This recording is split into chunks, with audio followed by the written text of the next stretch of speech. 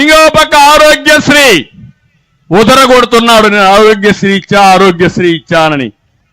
నేను అడుగుతున్నా, మీరు నమ్మితే ఇంకా మనం గోయిందా.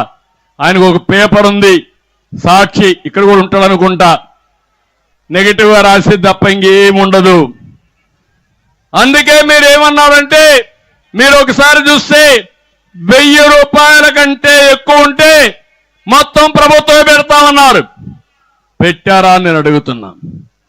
నిన్ననే అన్ని హాస్పిటల్స్ లో ఈ ఆరోగ్యశ్రీ పేషెంట్లు మేము తీసుకోమని చాలా స్పష్టంగా చెప్పి బోర్డులు పెట్టేశారు. అంటే కనీసం పేదవాడి ఆరోగ్య ఖర్చులు కూడా భరించలేని మీరు బ్రహ్మాండంగా పేదవాడి ఆరోగ్యాన్ని బాగు చేశారా నేను అడుగుతున్నా.